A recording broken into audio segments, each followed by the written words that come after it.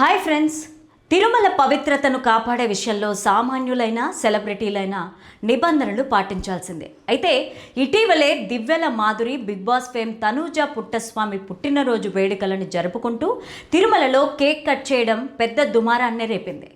అలా శ్రీవారి సన్నిధిలో ఇలాంటి చర్యలు పవిత్రతని దెబ్బతీస్తాయని భక్తులు మండిపడుతుంటే టీటీడీ ఫిర్యాదు మేరకు వారిపైన పోలీసులు కేసును నమోదు చేశారు.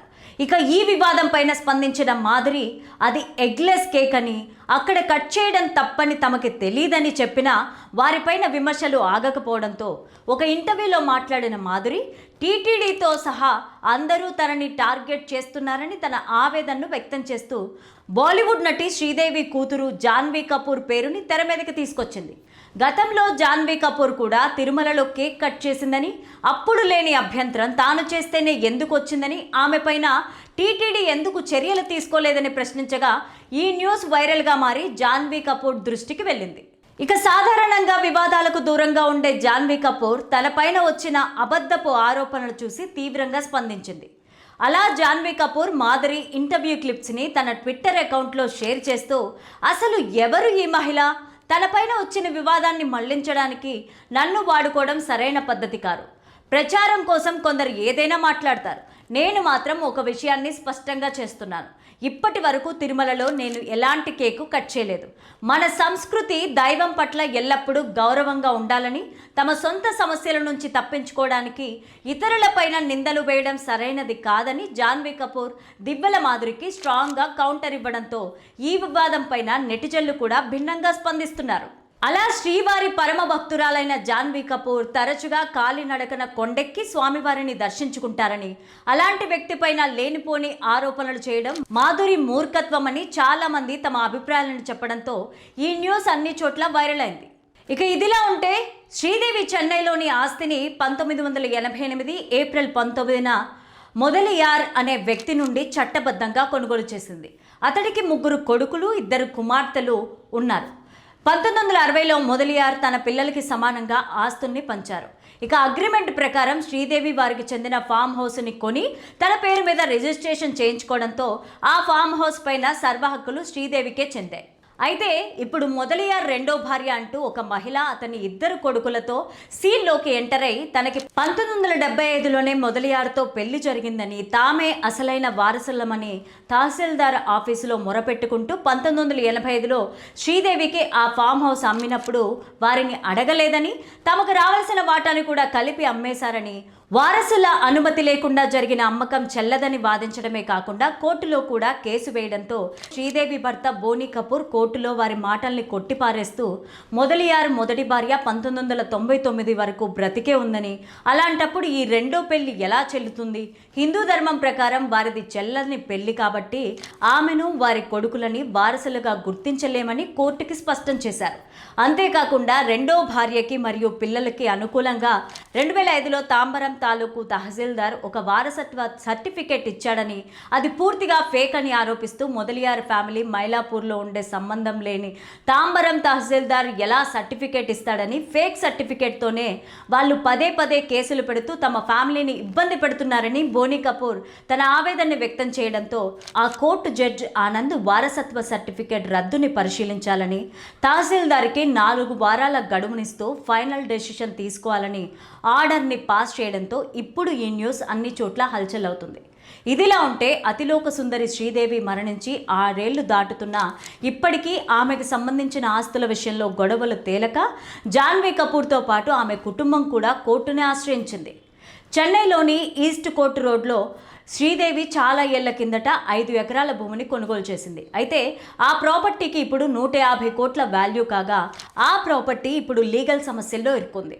అలా ఆ భూమిపైన తమకే హక్కు ఉందంటూ 3 వ్యక్తులు గొడవలు చేయడంతో ఎలాగైనా శ్రీదేవికి చెందిన ప్రాపర్టీని దక్కించుకోవాలని జాన్వీ కపూర్ మరియు తన తండ్రి బోనీ కపూర్ చెంగల్పట్టు జిల్లా కోర్టులో పిటిషన్ వేయగా దాన్ని కోర్టు తిరస్కరించడంతో ఇప్పుడు జాన్వీ కపూర్ హైకోర్టుని ఆశ్రయించినట్టు తెలుస్తోంది. అసలు శ్రీదేవి నెట్వర్త్ ఎంత?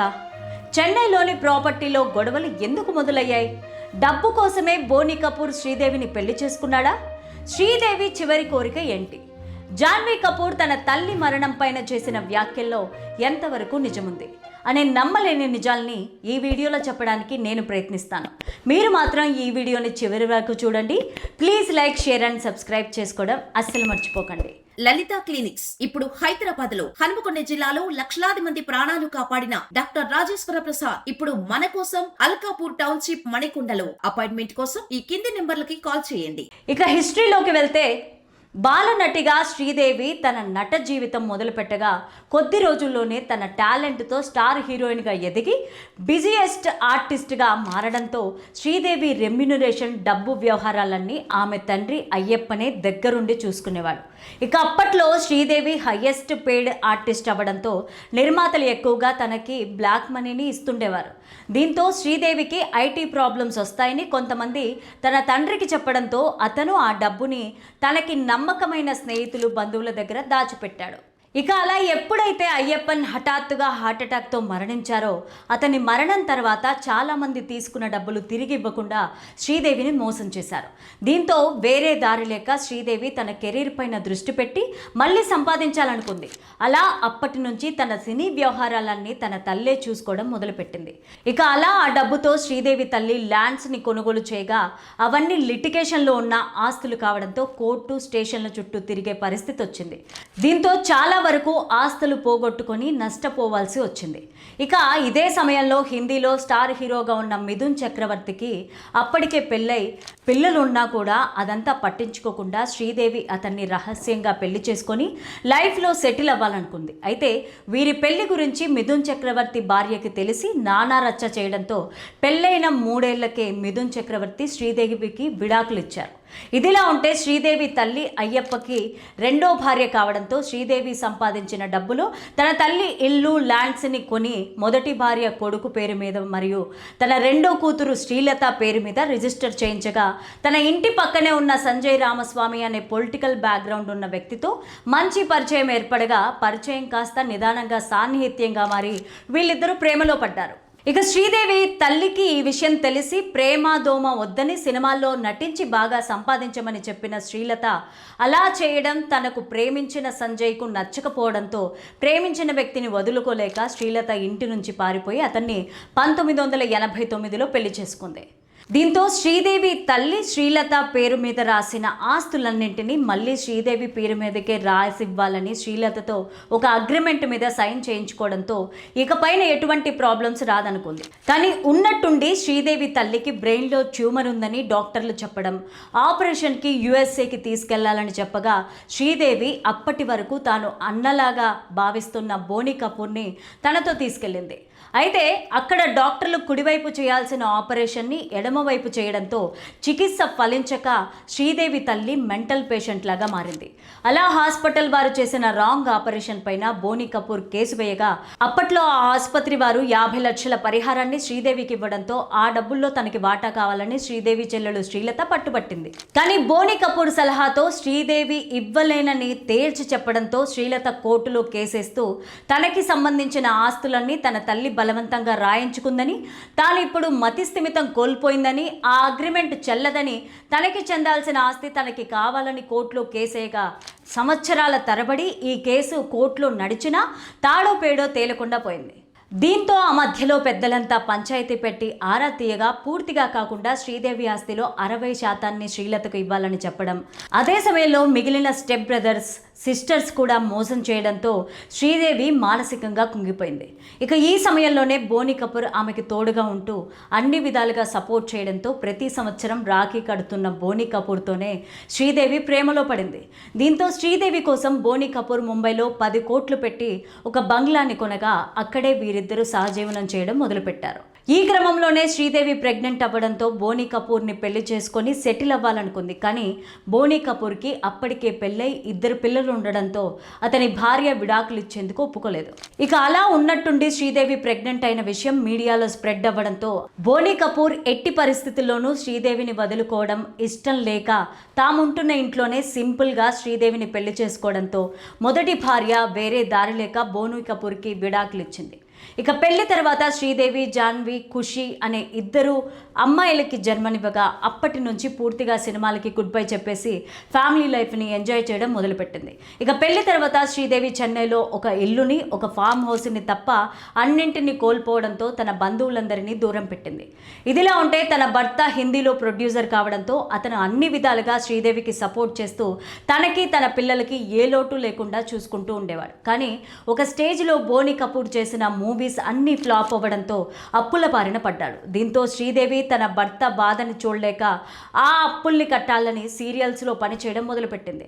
అలా తాను చేసిన సీరియల్స్కి మంచి ఆదరణ రావడంతో తన భర్త అప్పుల్ని తీర్చి మళ్ళీ ఇంగ్లీష్ అనే మూవీతో తన సెకండ్ ఇన్నింగ్స్ని స్టార్ట్ చేసింది. ఇక అలా ఈ మూవీ సూపర్ డూపర్ హిట్ అవ్వడంతో శ్రీదేవి వరుసగా అవకాశాలు రావడం మొదలయ్యాయి. కానీ ఎన్ని చేసినా శ్రీదేవి తన తండ్రి మరణం తర్వాత స్ట్రెస్ ఎక్కువగా తీసుకోవడం, నమ్మిన వారే తనని మోసం చేయడం, ప్లాస్టిక్ సర్జరీస్ లాంటివి చేయించుకోవడంతో పెళ్లికి ముందే ఈమెకి ఫిట్స్ వచ్చేవని, అందుకు ట్రీట్మెంట్ కూడా తీసుకున్నప్పుడు అప్పుడప్పుడు వస్తుండేదని ఆమె స్నేహితులు, సన్నిహితులు మీడియాలో చెప్పుకొచ్చారు. ఇలా తన సెకండ్ ఇన్నింగ్స్ని జోరుగా స్టార్ట్ చేసిన శ్రీదేవి తన కూతుర్ని కూడా ఎలాగైనా ఇండస్ట్రీలోకి తీసుకురావాలని బోని కపూర్తో కలిసి మరాఠీలో వచ్చిన సైరాట్ మూవీని హిందీలో కరణ్ జోహార్ బ్యానర్లో చేసేందుకు ప్లాన్ చేసింది. అలా ధడక్ పేరుతో ఈ మూవీ షూటింగ్ని స్టార్ట్ చేయగా అదే సమయంలో శ్రీదేవి దుబాయ్లో జరుగుతున్న బోని కపూర్ మేనల్లుడు పెళ్లికి హాజరు కావడం, పెళ్ళయ్యాక కూడా ఆమె అక్కడే 7 స్టార్ హోటల్లో స్టే చేయగా ఒకరోజు స్నానం చేయడానికి బాత్రూమ్కి వెళ్ళినప్పుడు తనకి ఫిట్స్ రావడం వల్ల ఈ విషయం తన భర్త గమనించకపోవడంతో ఆమె బాత్రూమ్ టబ్లో నీళ్లలో మునిగి మరణించారనే వార్తలు బయటకు వచ్చాయి. ఇదిలా ఉంటే ఈ విషయం జరగడానికి ముందే శ్రీదేవి తాను చనిపోయాక అంతా తెలుపు రంగులో అంత్యక్రియలు జరగాలని, అదే తన కోరిక అని పలు సందర్భాల్లో చెప్పుకురావడంతో తన అంత్యక్రియలకి అందరూ తెలుపు రంగు బట్టలతో రావడం, మృతదేహాన్ని ఉంచిన స్థలాన్ని కూడా తెల్ల గులాబీలు, తెల్ల మల్లెలతో అలంకరించారు. అలా శ్రీదేవిని తీసుకెళ్లిన వాహనం కూడా తెలుపు రంగు పూలతో రెడీ చేసి ఎంతో దుఃఖంతో శ్రీదేవి ఆఖరి కోరికని తమ కుటుంబ సభ్యులు నెరవేర్చారు. ఇక శ్రీదేవి మరణించే నాటికి ఆమె పేరు మీద ఉన్న Mumbai house, Chennai house, lands, farm హౌస్లతో కలిపి 200 కోట్ల నెట్ వర్త్ అని చెప్పొచ్చు. ఇదిలా ఉంటే శ్రీదేవి మరణించిన కొన్ని నెలలకే జాన్వీ కపూర్ మొదటి మూవీ రిలీజ్ అయింది. అలా ఈ విషయం గురించి తాజాగా ఒక ఇంటర్వ్యూలో మాట్లాడిన జాన్వీ కపూర్ తన తల్లిని కోల్పోవడం తమ కుటుంబానికి ఊహించలేని నష్టమే కానీ దానికంటే బాధ కలిగించిన విషయం ఏంటంటే ఆ సందర్భంలో కూడా కొందరు తమ పైన బురద జల్లాలని, తన తండ్రే ఇన్సూరెన్స్ కోసం తన తల్లిని హతమార్చాడని కపూర్ ఫ్యామిలీ ప్లాన్ చేసి మరీ శ్రీదేవిని లేపేశారని, ఇలా నిరాధారణ ఆరోపణలు చేస్తూ తన దోషుల్ని చేసే ప్రయత్నం చేశారని, ఒక తల్లి మరణాన్ని సెన్సేషనల్ న్యూస్గా చూపించడం ఎంత బాధాకరమో తాము అనుభవించామని చెప్పుకొచ్చింది. అంతేకాకుండా తన మొదటి మూవీ ధడక్ ప్రమోషన్లో పాల్గొనక మీడియా పూర్తి ఫోకస్ తనపైనే పెట్టిందని, అలా తాను కాస్త నవ్వితే తల్లి మరణించినాక కూడా నవ్వుతుందని విమర్శించారని, ఒకవేళ తాను ఏం మాట్లాడుకుంటే చాలా సైలెంట్ అంటూ కామెంట్ చేశారని, అలా రకరకాలుగా అనడంతో ఒక స్టేజ్లో తాను సినిమా ఇండస్ట్రీ పైన విరక్తి చెందిందని, తన తల్లి మరణించడం చాలా మందికి ఒక ఎంటర్టైన్మెంట్గా మారిపోయిందని తన ఆవేదనని వ్యక్తం చేయడంతో ఆమె వ్యాఖ్యలు ఇప్పుడు అన్ని చోట్ల హల్చల్ అవుతున్నాయి. శ్రీదేవి చేసిన మూవీస్లో మీ ఫేవరెట్ ఏదనేది కామెంట్ సెక్షన్లో తప్పకుండా తెలియజేయండి. ఇది ఫ్రెండ్స్, శ్రీదేవి గారి గురించి కొన్ని నమ్మలేని నిజాలు. ఈ వీడియో మీద మీ అభిప్రాయాన్ని కామెంట్ సెక్షన్లో తప్పకుండా తెలియజేయండి. ఉంటాను మరి. All is well.